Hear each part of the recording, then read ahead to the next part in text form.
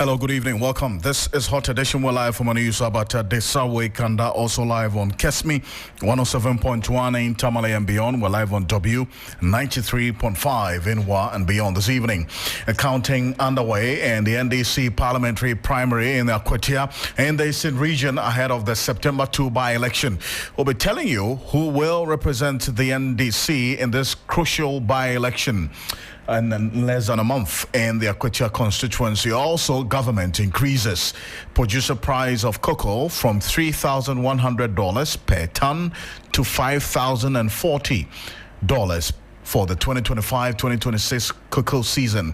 We'll hear from the Civil Society Cocoa Platform, which has also described the increment as a charade. Tell us details of that shortly.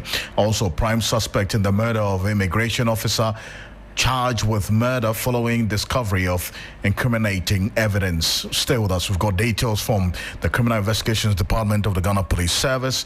Also, 43 stolen vehicles impounded in joint police Interpol operation.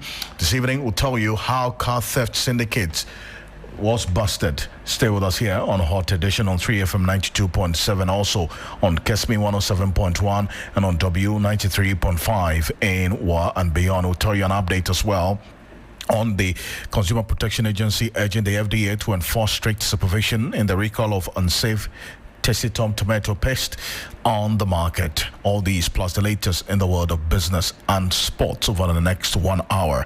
I am Alfred Ocansey. Let's settle for a summary of the news now. In a summary tonight, 25 final year students of Agona Swedru Senior High School have been suspended indefinitely after a fight reportedly sparked by a same-sex relationship proposal. A male student allegedly proposed to another who declined and later informed friends who planned a setup. During the arranged meeting, the student who made the proposal was attacked by a group believed to be the rejectors' friends. A retaliatory attack followed, escalating the situation into a broader conflict. The headmistress, Mrs. Golda Esi Andam, confirmed the suspensions after a fair hearing and stressed that the students' right to education remains intact. To other stories, 3 News can confirm that work has halted on the La General Hospital redevelopment project site for the past 2 months.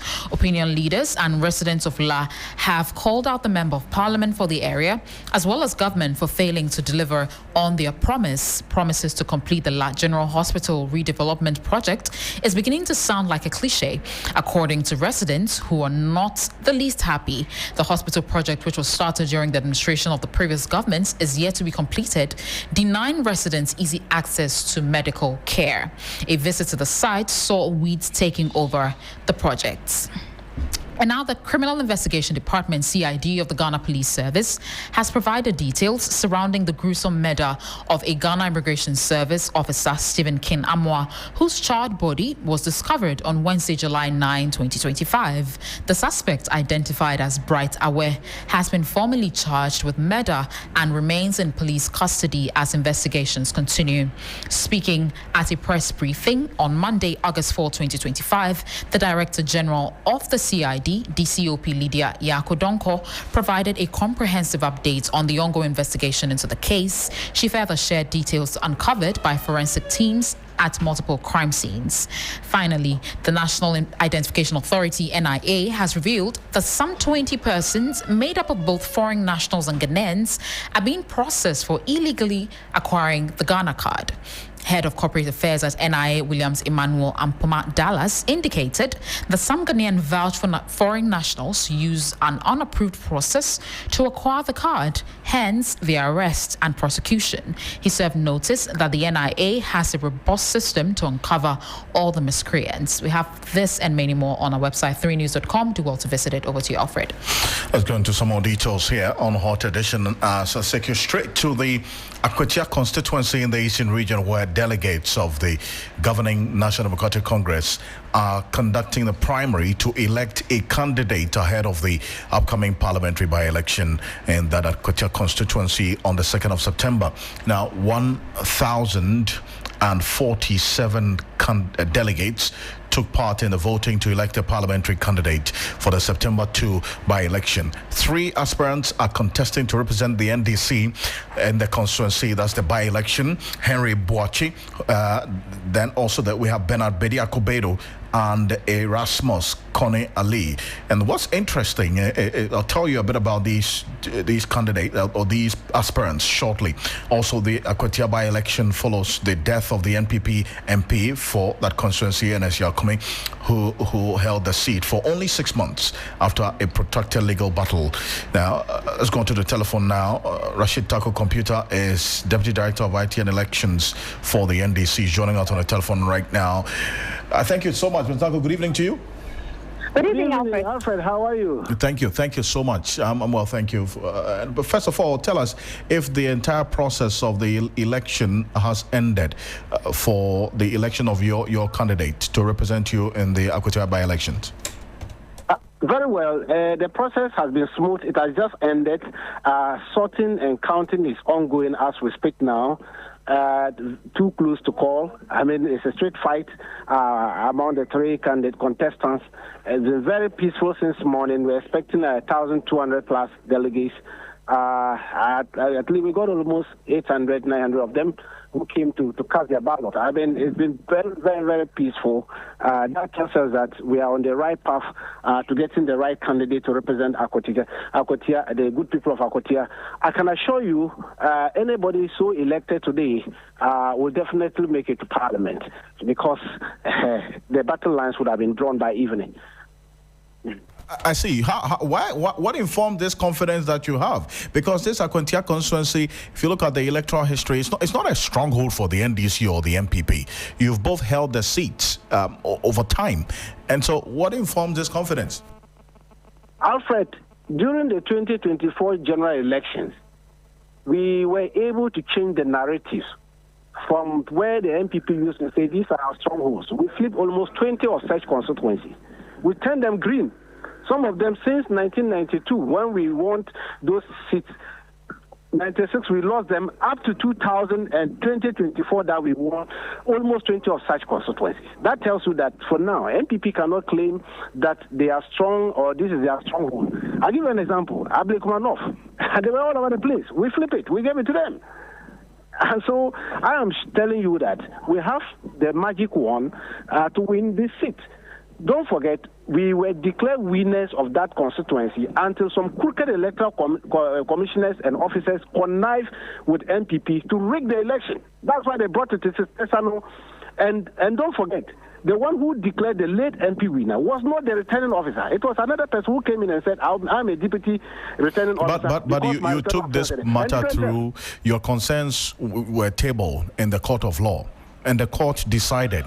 And so why do you want to go back to what the court has already decided on, Ms. Dango? Alfred, the court has not decided on the matter.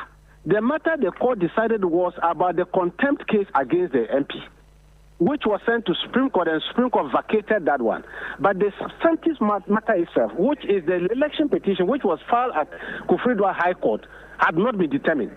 We were in the process of the matter when the MP died. May his soul rest in perfect peace. The matter has not been determined. It's just that because of his death, it's now moot, and that is the issue.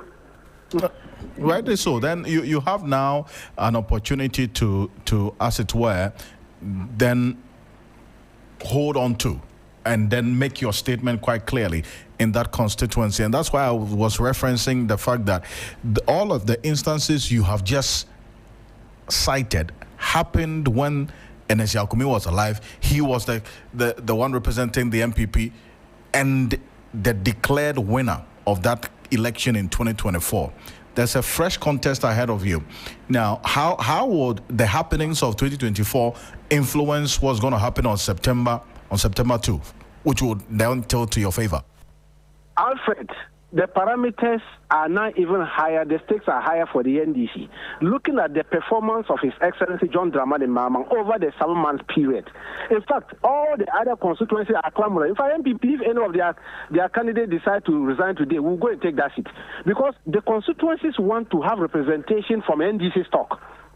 They want development. The people are seeing that the Better Ghana reset agenda we have put in motion is working. And so who will not want to enjoy this fruit of labor and want to go and be with an opposition which is now struggling? For now, they are 87. You want to go and join them to do what? What are they going to do? So this is what we are talking about. Election is about development. It's not about making noise or press conferences. This group of 87 people, their stock of trade as of now is press conferences. Is that what will bring development to Akwatia? Press conferences will bring any development. What will bring development is the reset agenda being pushed by His Excellency John Dramani Mahama and the NDC. So we have a message, good message for the people. And I'm telling you, nobody can rig the election this time round. They rigged the election in 2024, 12 polling stations, amounted to about 2,000 votes. I know, I have the evidence. Alfred, I was fighting them all about. You have the evidence. Have you tabled this evidence in the court of law? Because yes, the evidence will not pass on radio. So did you make Alfred, I am saying that we were in the process of tabling the evidence before the trial judge at High Court. Unfortunately, the MP died. See, now... So what do we do? Now, before I let you go, I know you understand you have to go back in there. We're getting updates from the ground right now. You understand there's been a declaration of a winner already. And the person who's going to represent you in that constituency. So, Mr. Tanko, do you have this update? We understand the counting has just ended, and we have a winner, and they declared winner for the primaries of the NDC in the Akwatia constituency. Yvonne Ikwe is our correspondent and also our representative in our election command unit in the Akwatia constituency. Yvonne is connected with us on the telephone right now. Mr. Tanko, hold on a bit for me. Yvonne, can you hear me? Yes, Alfred, I can hear you. Confirm to me if the counting has ended. Well, Alfred, the counting has ended, and I want to run you through how the figures have turned out. So first on the list, we have Bernard Bediako Beidu. He had 380. Second on the list, we have Erasmus Ali Kone. He had 366. The third on the ballot is Henry Yadom Bwacha. He had 226. So what that means is that Bernard Bediako Beidu is a private legal practitioner. He is the candidate-elect for the NDC in the Akwatia constituency by-election on September 2. Absolutely. If the figures that I have just given you as declared by the Electoral Commission shortly, that it means that here in the Akwatia constituency by the NDC primaries, the delegates have decided to choose lawyer Bernard Bediako Beidu, who was the lawyer for his former client, and so he has won the NDC's ticket to contest against the NPP in the September 2 election. Breaking news on Free FM 92.7. Breaking news on Free FM 92.7.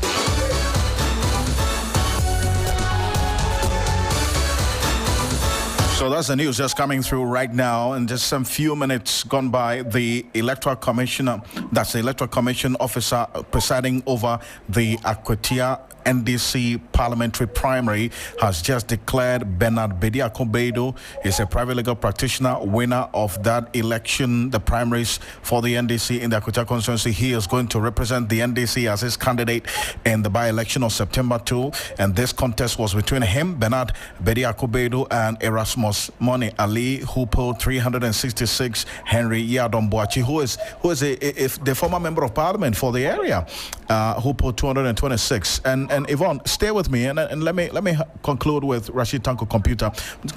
So this is a very interesting development, is it not? Because Bernard Bediako Beidu, who is the lawyer who has just been declared the candidate-elect, was the lawyer for Henry Yadom Bwacha during this disputed elections results in 2024.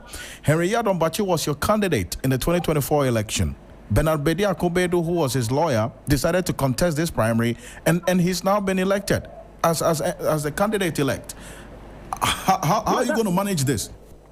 That is the beauty of democracy. That is why we did this primaries. You know, I remember when we opened the nomination, I told you that we have a lot of intelligence on the ground and we are working on intelligence. So we wanted to make sure that we give level playing ground for whoever wants to contest to come and test their strength over there.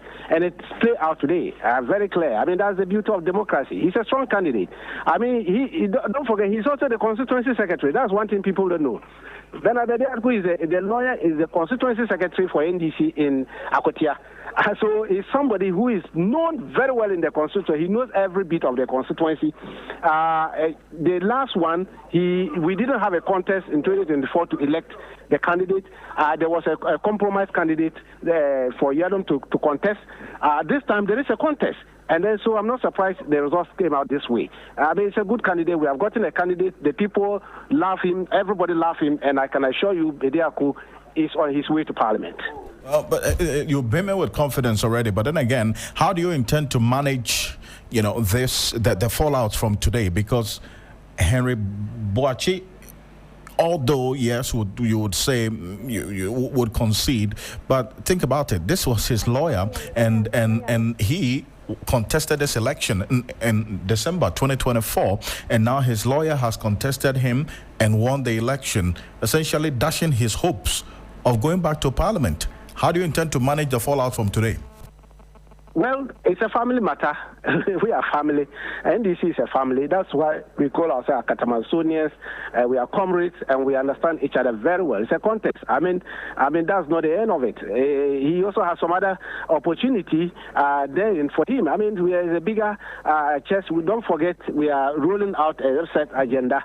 Everybody has a part to play in it, and I can assure you, from morning the report was very smooth. Everything was going on smoothly.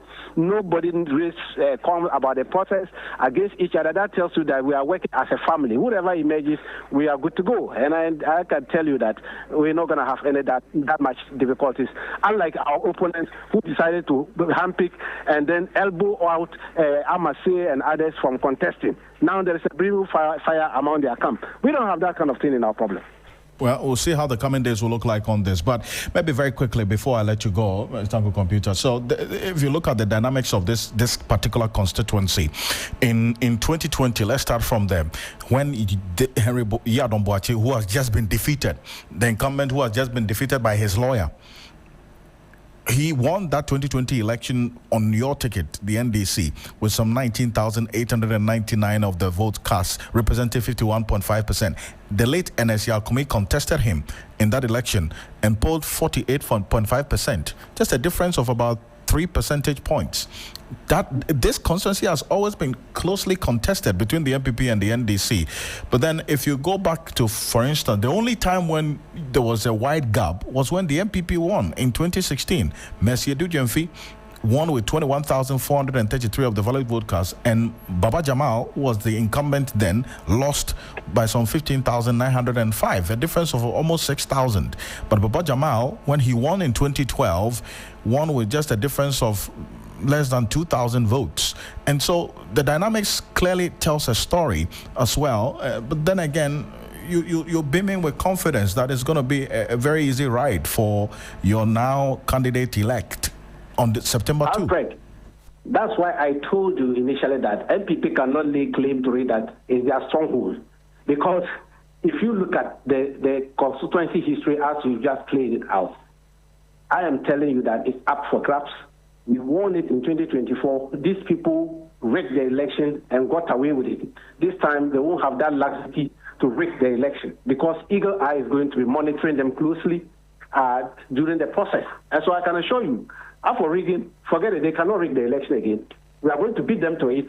We are sure of it. We have our plan, our strategies ready for the election. Now that we have gotten our candidate who understood the constituency very well from the onset, who is also our constituency secretary. He knows the in and out of the constituency.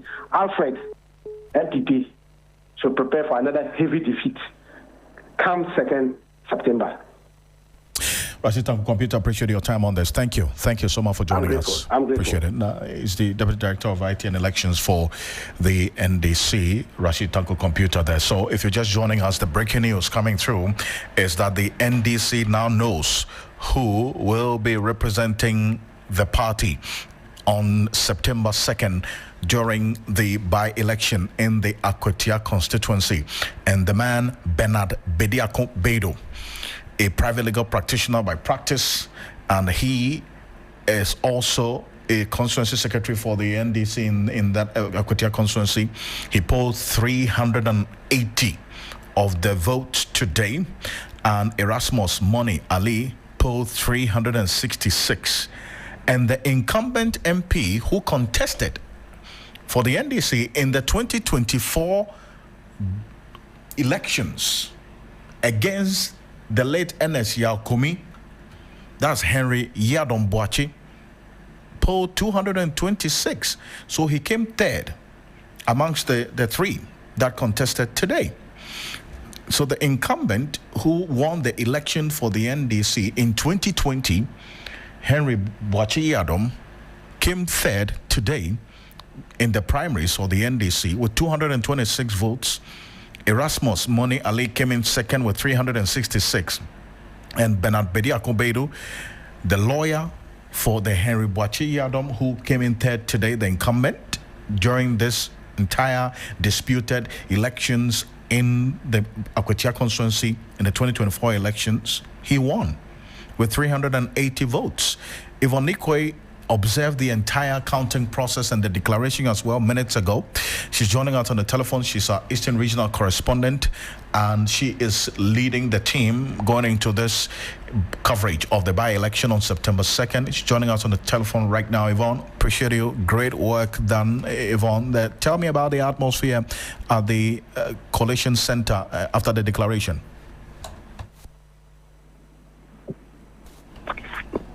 Hello, Yvonne, can you hear me? Unfortunately, I lost Yvonne Nikwe. We'll try to raise her back on the telephone. We'll get him some details. We'll try to raise Musa Dankwa back on the telephone. We lost Musa Dankwa. Is the Director of Global Info Analytics is going to be joining us as well to have a conversation on this here on Hot Edition on 3FM 92.7. We're also on Kesmi 107.1 in Tamale and beyond, on W 93.5 in Wa and beyond. Your thoughts, views, comments and opinions are welcome. The latest news is that the NDC now knows their candidate for the Akwatia by-election, and that is Bernard Bediako Bedo, private legal practitioner. He polled 380 of the votes. If you look at the electoral history in terms of the voting pattern in the Akwatia constituency, both the MPP and the NDC have won this constituency over the time. In 2020, the NDC Henry Yadom Boachi, who has just lost the primaries today, won the elections for the NDC in 2020 with some 19,899 of the valid vote cast, as against Ernest Yaokumi, the late Ernest Yaokumi, who contested him in 2020 with some 18,742. So there was just a difference of about 3,800 in that election. Now, that's percentage points of 51.5 as against 48.5. Now, in 2024, these two went head-to-head again. Henry Yadom Boachi, the incumbent, and then Ernest Yaokumi. But this time, Ernest Yaokumi was declared the MP-elect, even though the matter is being contested in the court of law. Until his death, he was serving as a member of parliament for the Akwatia constituency. If you go back into 2016, the NPP won this Akwatia constituency with Mercy Edujemfi, with votes 21,433. In fact, that's the highest that the MPP has actually won this constituency. If you look at the margin of victory for the two political parties. So in 2016, the NPP won with 21,433, as against Mohammed Baba Jamal, who was the incumbent MP in 2016. He lost with some 15,905, a difference of over 5,000. Now, in 2012, Baba Jamal won the election in Akwatia on the ticket of the NDC with 20,308 as against NPP's Kofi Asari, who lost with 19,737 of the votes cast. So the NPP then changed their candidate. And in fact, you know what happened in the Akwatia constituency as well in 2012. We'll talk about the violence in that constituency. Yvonne Nico is joining us back on the telephone. Yvonne, I was asking what the atmosphere is like right now after the declaration of Bernard Bedo as the candidate-elect for the NDC ahead of the by-election on September 2. Alfred, I can say that it's a conscious jubilation, especially when you look at the voting margins between Bernard Bediako Bedu and then Erasmus Aliko in a very close contest. And so we're not seeing wild jubilation with this particular contest. Of course, you're seeing a number of people jubilating. The real battle lies ahead for them come September 2, when the elected candidate for the NDC would have to actually do a long conch with the NPP Solomon, who has already begun his campaign. And so, yes, the mood is just a cautious jubilation sort of among the delegates here. For the September 2 election, is the entire constituency or residents who are here who are going to vote. And so that is another analysis. We would have to return back to the constituency to gauge exactly which side the larger resident here will be going when the by-election dates come on. I see. Now, how about the security situation there as well during this entire exercise? Can you tell us a bit more about that? Alfred, I would say from what I observed that they were able to manage it effectively right from the onset of the election, setting the delegates, manning where they had to convene before they filed into where the voting was taking place right after the elections, during the sorting and counting. At every point on time, we see a huge number of them at every point collaborating with the executives on the NDC to ensure that whichever misunderstanding that was going on, they were able to quickly manage it. Today, we didn't see lots more disputes as they were in any elections. Once in a while, you see templates square because somebody had joined in the queue in front but should have been behind. So those were just the things we were saying. But it's been a very peaceful election today for the NDC party. Now, you've been talking to some of the delegates as well after the entire contest. What have they been telling you? Well, for the delegates, they believe that whoever is elected do have a chance of winning the by-election, so because they believe that all three of them do have what it takes to lead the party.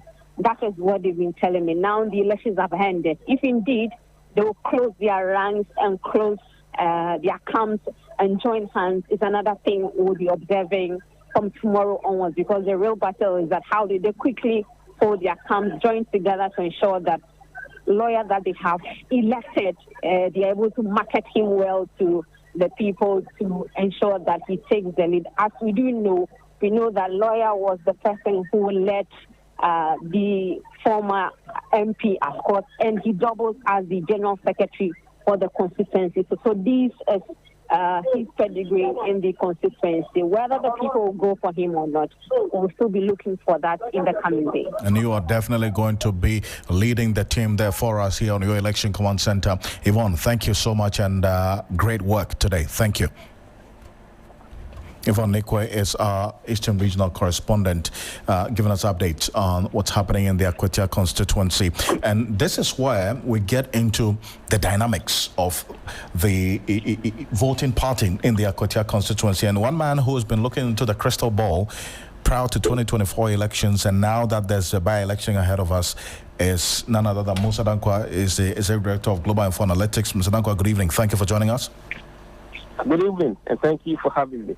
Prior to the 2024 elections, what was your forecast for the Akwatia constituency? All right, Akwatia was classified as too close to call. So we expected that the race would be very close. And we couldn't determine who was going to win. So if you look at the results of the poll, the MPP candidate won with about 6% margin, which is in line with what we classified as too close to call.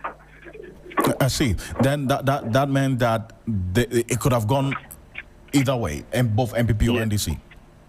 Yes. And then now we saw the NPP MP, the late NS Yakumi, declared MP elect, even though the NDC is in court contesting the election outcome or his declaration. Now we have a by-election upon the demise of the MP NS Yakumi. Have you started some work already ahead of September 2? Yes, we are going to do at least 2 polls in the Akwatia constituency. We just concluded one on Saturday, just Saturday gone. And we are wrapping up the results, and we should be putting that report out tomorrow. What we did was that because we didn't have those who are going to contest for NDC, we had to run a scenario polling. If NDC presented lawyer Bedu and Asumadu of MPP, who would you vote for? And then we said, if NDC presents Ali Koni, who would you vote for? And then if they do present the Buacheya or Koyo, who would you vote for? So we have those scenarios numbers with us, but we're not releasing the report today until tomorrow. But we didn't want to influence the outcome of the primaries for NDC today. So we're scheduled to release the full report tomorrow.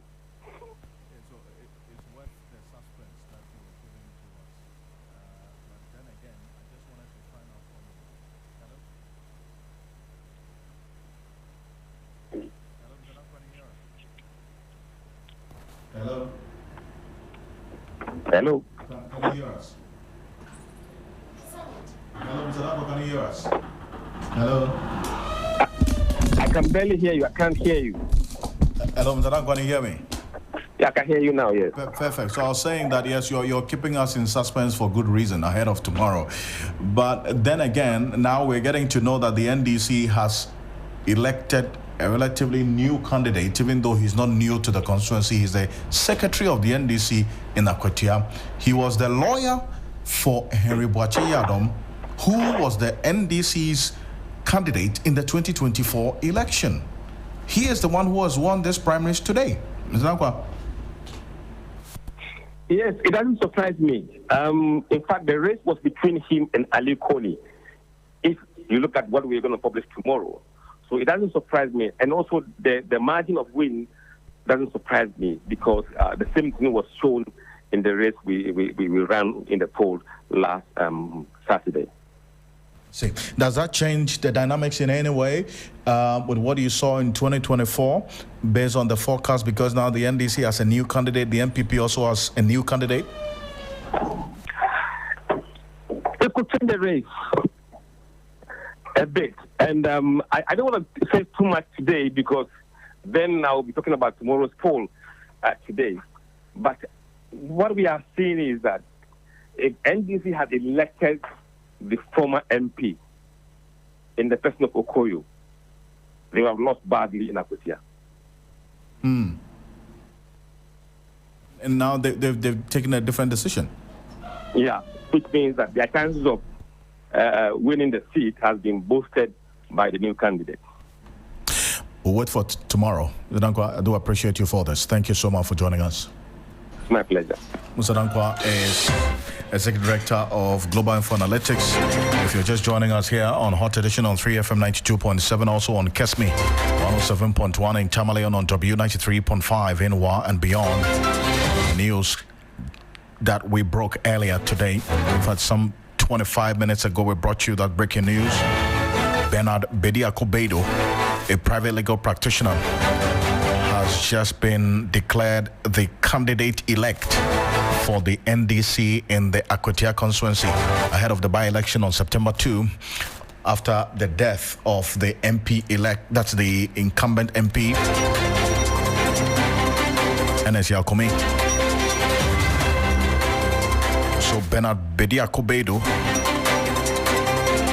will go into this election with Solomon Kwame Asimedu, who would be contesting on the ticket of the NPP. Solomon Kwame Asimedu is the Chief Executive Officer of Owo Mining Company. He is a miner by profession, and we also have the NDC having a lawyer. Going into this election, we remain the Owo Election Command Center. Stay with us as we build up strongly to the Akwatia by-election on September 2. Let's go into some more stories. This time the CID gave some updates on some crimes committed that they are investigating. Yes, the prime suspect in the murder of Ghana Immigration Service Officer Assistant Inspector Stephen King Amwa is scheduled to reappear before the Adabraka District Court on August 8, 2025. This is as the police intensify investigations into the gruesome killing that has shocked the nation. The Director General of the Criminal Investigations Department, CID, COP Lydia Nyako Donko, at a press briefing in Accra, detailed how the case unfolded following a missing person report filed on July 4. The Accra Regional Police Command arrested the accused in connection with the murder of Stephen King Amwa, an immigration officer whose burnt body was discovered on July 9, 2025 in a gutter near GBC Satellite opposite Comet Estate, Accra. Stephen Amwa was reported missing on July 4 after leaving his Ashoman Estate residence on the night of July 3. Director General of the CID, COP Lydia Nyako Donko, indicated the accused, Bright Aware, has been charged with murder after his search at his residence revealed blood stains and several incriminating evidence. The investigation took a decisive turn on 16 July 2025 when the CID, supported by officers from the counter-terrorism unit and the Kwabena District Police, visited the suspect's residence. A forensic inspection revealed the following: blood stains in the living room and evidence of attempted cleanup, freshly sprayed walls, an empty can of spray paint.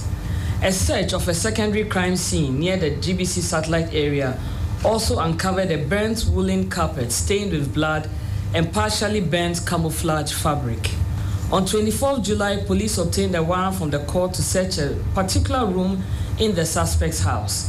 A search in the room revealed more blood stains which were photographed and samples were collected for forensic analysis. A further search in the bushes about 100 meters from the suspect's house also led to the retrieval of a fufu pestle with blood stains all over it wrapped in polythene. She added the CID busted a vehicle robbery syndicate following the arrest of a convicted fugitive, Abubakar Sadiq, linked to a series of car robberies in various regions in Ghana, as well as the arrest of suspect in a robbery attack on a taxi driver at Medina. The suspect and his accomplices operated under the guise of being members of a non-governmental organization or religious group. Their modus was to approach car rental companies and drivers pretending to rent their vehicles for missionary work in parts of northern Ghana, only to rob them of their vehicles mid-journey, often in remote locations in the northern region. The CID has also chalked success in our investigation into a robbery incident involving a taxi driver, Mr. Vic Martin Obeng, which took place on 1st January 2025. On the day of the incident, the victim was operating his ash and yellow Toyota Corolla taxi with registration number GM29616, when three young men requested a ride from Medina Zongo Junction to Hacho. While approaching the ICGC church area in Hacho, the suspects attacked him inside the vehicle. They covered his face with a shirt, tied him up, and forced him to lie on the floor on the back seats. The suspect then took control of the vehicle and robbed him of his daily sales, a mobile phone, and 13,000 Ghana cedis in mobile money before abandoning him near Westland. Now, the Criminal Investigation Department is urging Ghanaians to demand verifiable proof of ownership before purchasing imported vehicles following a surge in luxury cars stolen abroad and trafficked into the country. The warning comes after police, in collaboration with Interpol and other international partners, impounded some 43 stolen vehicles that were smuggled into the country by members of a transitional crime syndicate between January and July 2025. At a press briefing, Director General of the CID, COP Lydia Donko, said out of the 43 vehicles retrieved, a court has ordered that 18 be released to the verified owners. The remaining vehicles are being held pending further verification and legal processes. Several arrests have been made in connection with the thefts. This effective collaboration has resulted in the recovery of 43 vehicles stolen from abroad and brought into the country between January and July 2025. These 43 vehicles are mainly high-value luxurious vehicles such as Rolls-Royce, Audi Q8, Porsche, BMW, Mercedes-Benz, etc., stolen from countries such as the Netherlands, Spain, Belgium, Canada, USA, Germany, Italy, and France. Out of the 43 vehicles that have been impounded, investigations have been completed, and the courts have ordered that 18 of them should be repatriated back to the countries of origin. 8 have already been repatriated, while 10 are pending repatriation. Cases on the remaining 25 are still pending in courts. It is important to note that for every vehicle that is impounded, thorough investigations are carried out and the importers are given the opportunity to provide proof of ownership of purchase of the vehicles from the countries of origin. It is sad to note that in almost all the cases mentioned above, those who clear the vehicles in Ghana are unable to provide proof of ownership or purchase of the vehicles from the country of origin prior to their importation into Ghana. Let me indicate here that payment of customs duties in Ghana does not mean that the vehicle was legitimately acquired from the country of origin. To further boost the fight against vehicle crime, a special task force has been set up by the CID administration to conduct intelligence-based operations and impound suspected stolen vehicles brought into the country. So far, the task force has successfully impounded 6 vehicles made up of 4 Toyota Tundra vehicles, 1 Toyota RAV4, and 1 Range Rover, all stolen from Canada.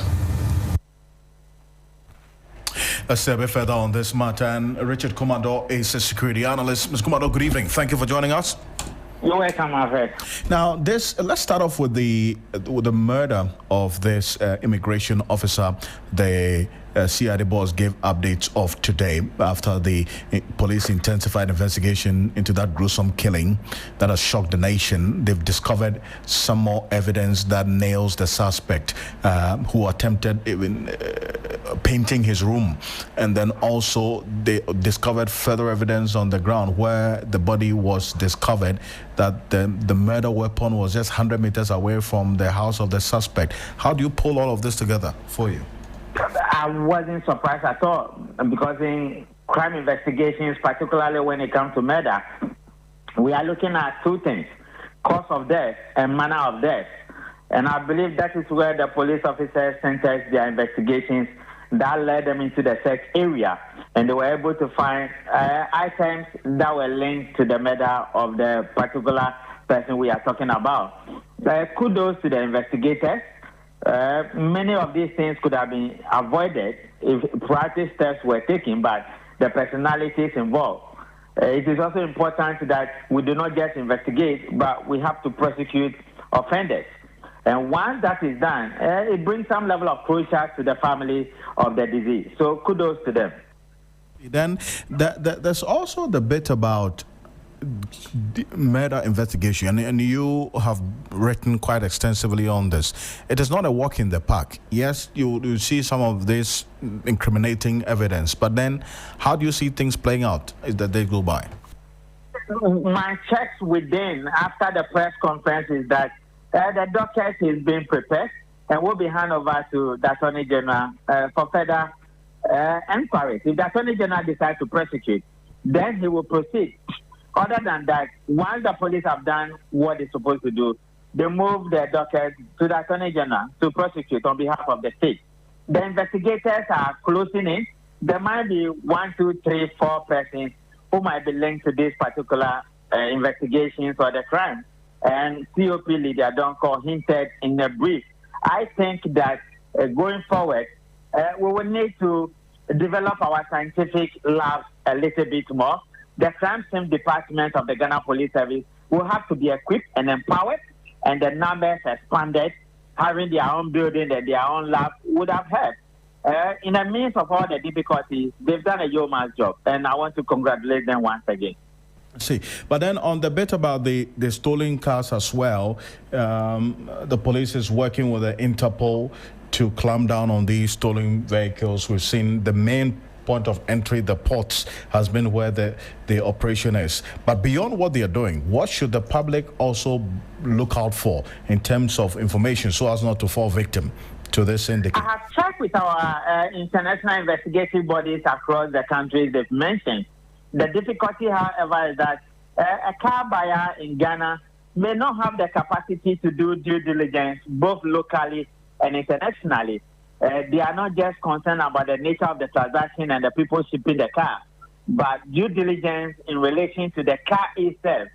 And because of that vulnerability, many people might have bought cars and they might find themselves caught up in crime investigation.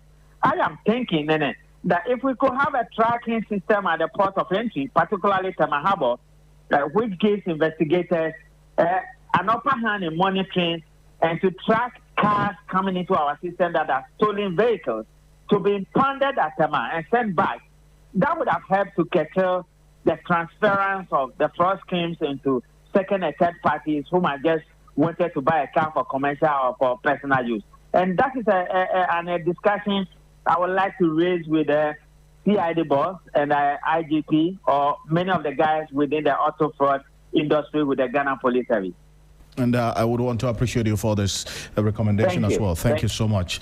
Richard Commodore is a security analyst joining us with his thoughts on this here on Hot Edition on 3FM 92.7. We're also on Kesme 107.1 in Tamale and on W 93.5 in Wa and beyond. Let's get into some more stories here on Hot Edition on 3FM 92.7. That the government has increased the producer price of cocoa from $3,100 per ton to $5,040 for the upcoming 2025-2026 cocoa season. The new price takes effect from Thursday, August 7. The increment, according to the Finance Minister, Dr. Kasiela Toforsen, is a significant 62.5% increase in dollar terms. It also represents 70% of the gross free on-board value of $7,200 per ton and aligns with President John Dramani Mahama's promise to pay cocoa farmers 70% of the free on-board price. With an average exchange rate of 10 cedi 25 pesos to the dollar, the increment means cocoa farmers will now receive 51,660 cedis per ton or 3,228 per 64 kilograms bag of cocoa. Historically, cocoa has been the backbone of Ghana's economy, contributing significantly to forex exchange earnings, estimated at over $2.5 billion annually. The government is targeting 650,000 tons of cocoa for the 2025-2026 crop season. And this is what we've been monitoring as well and getting reactions from the ground with respect to cocoa farmers and how they are also reacting to this particular news of the increase in the prices as has been announced earlier today. Dr. Kasiela Toforsen, the finance minister who made this announcement earlier today, has been giving details of what government intends to do next going forward. We'll hear from Dr. Kasiela Toforsen shortly as well to get some reactions to what government intends to do going forward in terms of improving the lot of cocoa farmers in the country. Obed Owusu Adai is convener of the Civil Society Cocoa Platform. Zadai, good evening. Thank you for joining us. Thanks for having me, Alfred. First off, I mean, with the figures that we've heard today and the historical analysis of the increment of the producer price of cocoa from what we are talking about now, at least the recent $3,100 per ton to the $5,040 for the upcoming 2025-2026 crop season. Should be exciting news for you, or? Well, Alfred, ordinarily it should be that this is the first time in a very long time that the Minister for Finance or the managers of cocoa sector are announcing cocoa price, and they are not giving percentages in cedi, but rather limiting themselves to percentages in dollar. That is very scary, Alfred. I really want to make that point before I even move forward. That because it's expedient right now for the minister to limit his calculations based on the dollar, because the cedi and the dollar ratio is not favoring the cedi. Now we are being invited to interrogate percentages in certain farm gate price for farmers in dollars and not in cedi. Having said that, So let me understand this. So you would have wanted the percentage analysis to be in cedis because the cedi is doing well now, not in dollars. Exactly. So Alfred, that is good because when we go to the market, we don't buy things in dollars. We buy things in cedi.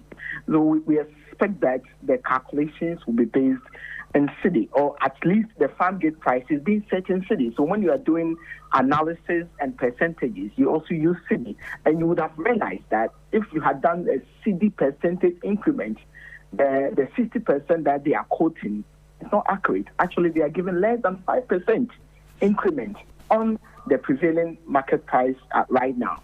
But previously, you were comfortable with the analysis of the percentage in dollars. Well, Alfred, it's not like we are comfortable, but as and when it becomes expedient for the politician, then they limit themselves to these figures. And we think we as farmers and farmer representatives have also grown to be able to play the game that the politicians play with us. But having said that, Alfred, the president was very emphatic. And this is where I want to invite the minister to go back to listen to what the president said. The president in Seshiyoso did not say they were going to give 70% of FOB price. No. The president said we're going to give 70% of the world market price. There is a difference. But today, when the minister was speaking, he invited us that we should rather limit the calculations and the expectation on the FOB price. That is not the promise the president gave us in Seshiyoso. Great. Yes. So you would want the minister to align with exactly what the president said. That's the world market price of cocoa, not the FOB price. Exactly, because for giving 70% of the FOB, that has been the consistent modus operandi for a very long time. That has always been what all the governments have been giving to farmers. But we're invited by the president and we're promised by the president that they are not going to base the cocoa price or the farm gate price on the FOB, but rather on the world market price. And that was what the president said. And so we were hoping and waiting for the minister to announce the farm gate price based on the world market price and not based on FOB. And so if they have done that, we were expecting, and we have done our own calculations, and we're expecting nothing less than 4,000. So when they have just increased it by just 1,128 cedis, that is awfully below our expectations. And we are inviting the minister to go back to the president and listen to what the president said and come back to us, because this increment is unacceptable to us, the farmers. I do thank you so much for joining us. Appreciate you, as always. You're welcome, sir. Thank you so much. That is the convener of the Civil Society Cocoa Platform, Obed Owusu Adai, there. So live here on Hot Edition, we're back with the business news. Bismarck Awusa is standing by after the script break. Stay with us. Hello, Ghana. It's a new year and Bills Microcredit is here to support your dreams. If you're not working but want to start a business, don't let money stop you. With just your Ghana card, you can get a loan to turn your ideas into reality. Already running a business? Need more capital? Or are you a salary worker looking for extra funds? Bills offers fast and easy loans with no collateral, no deposit, and no SUSI savings required. Wherever you are, whatever you need, Bills makes it happen. Call Bills Microcredit today. Call 0596-920-833 or 0302-200-390 and get started. Bills is licensed and regulated by the Bank of Ghana. Bills, financing your needs. Terms and conditions apply.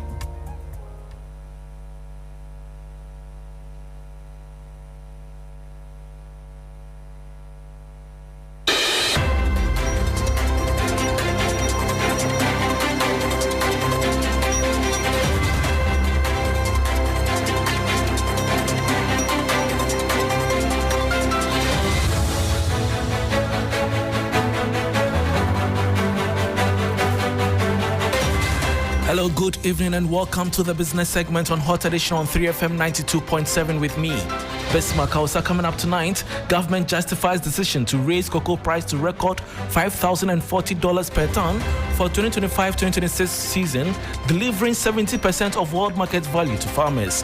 This story and others lined up for you. Please stay.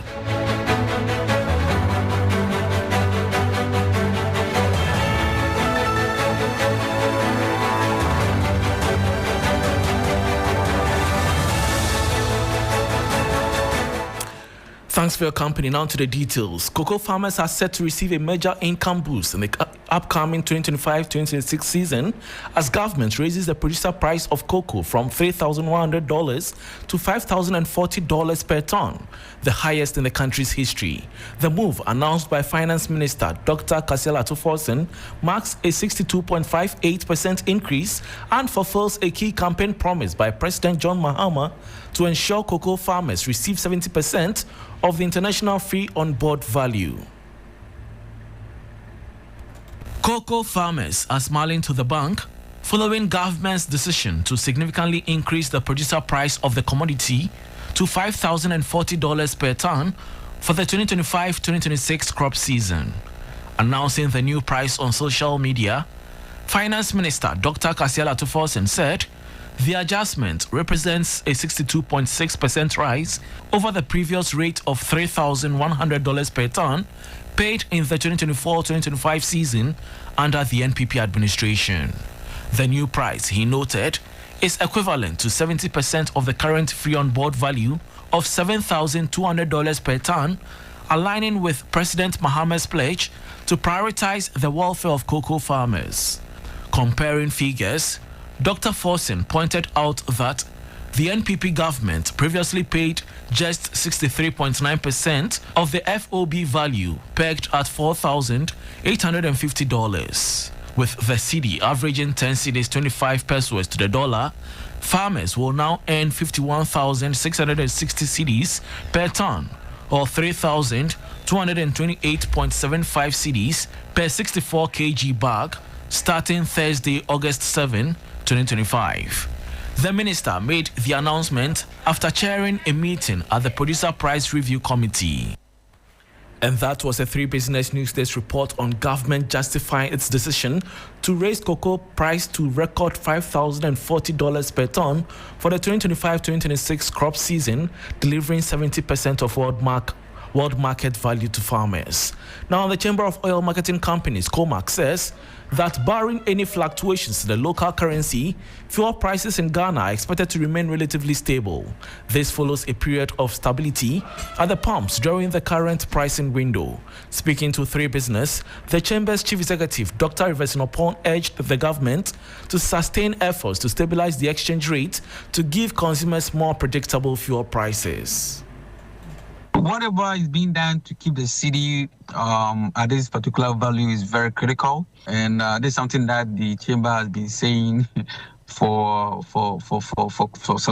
some quite time now, especially when we were arguing our case around gold for oil. Remember, so there is a correlation between the city performance, not figure to figure anyway, as people thought. But there is a clear correlation between the city performance and the pump price, because obviously you are importing with the forex, and then you need to pay in hard currency. So whatever the government is doing to keep the city stable, I believe that should be the focus, because it is only variable that we have control over.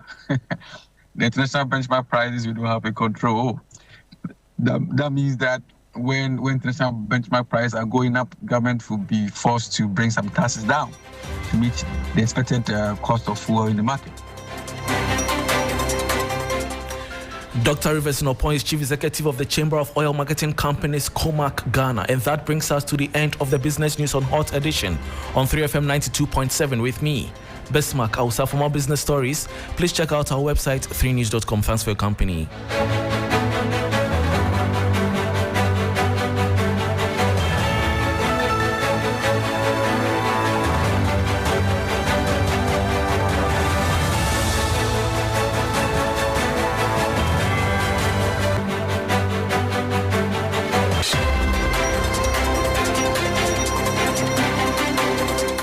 All too soon, we've come to the end of Hot Edition here on 3FM 92.7. My name is Christabel.